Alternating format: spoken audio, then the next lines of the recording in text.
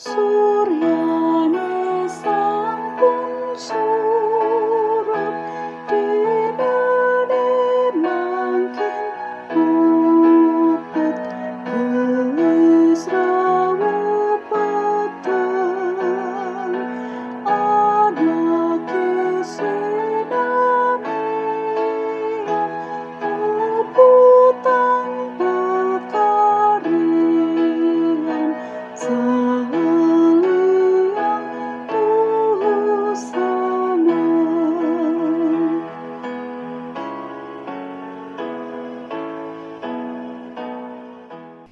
Shalom, selamat malam Bapak Ibu Saudara yang terkasih di dalam Tuhan Yesus Kristus.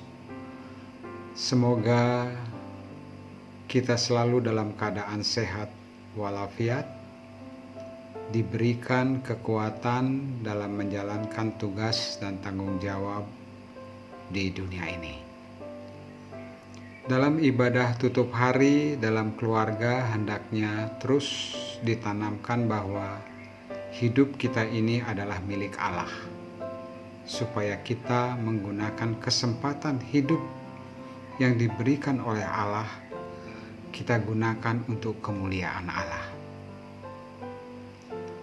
Hari Rabu yang lalu kita telah melaksanakan ibadah Rabu Abu sebagai wujud komitmen kesetiaan kita dalam mengikut Tuhan Yesus.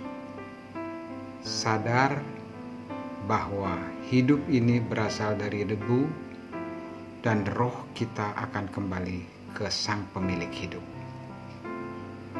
40 hari menjelang Paskah, mari kita gunakan untuk mengintrospeksi diri, sikap dan perbuatan kita sebagai murid Kristus.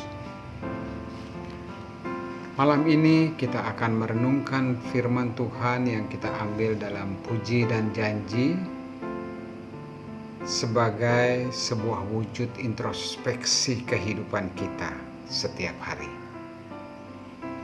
Yang pertama, Hosea 4 ayat 1. Dengarkanlah firman Tuhan, hai orang Israel, sebab Tuhan mempunyai perkara dengan penduduk negeri ini, sebab tidak ada kesetiaan dan tidak ada kasih dan tak ada pengenalan akan Allah di negeri ini. Yang kedua, Yakobus 1 ayat 5. Tetapi apabila di antara kamu ada yang kekurangan hikmat, hendaklah ia memintakannya kepada Allah, yang memberikan kepada semua orang dengan murah hati dan tidak membangkit-bangkit, maka hal itu akan diberikan kepadanya.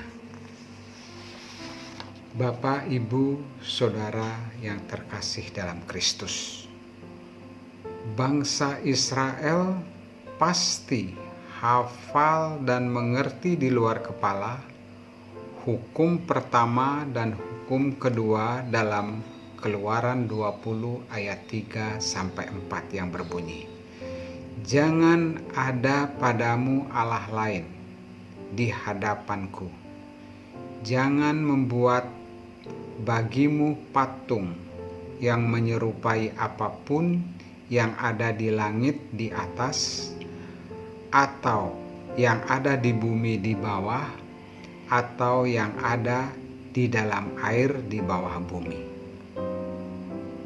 Namun pada kenyataannya bangsa Israel melakukan dosa dan berpaling kepada berhala. Ternyata Taurat yang diberikan Allah tidak menjamin bangsa Israel menjadi setia dan taat.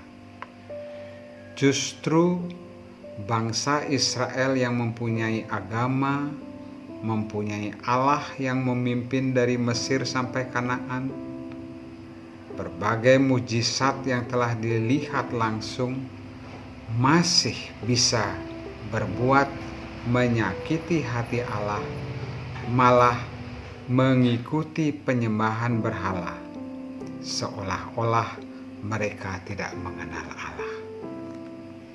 Ini membuktikan bahwa manusia diciptakan oleh Allah, diberi hak untuk bebas untuk memilih, mengikut Allah atau memilih yang lain.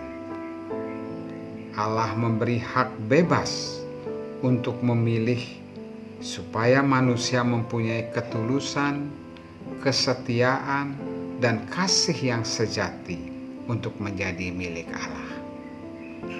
Di zaman Nabi Hosea, bangsa Israel telah berjinah rohani, moral yang bobrok, tidak mengikuti ajaran Taurat dan melupakan Allahnya.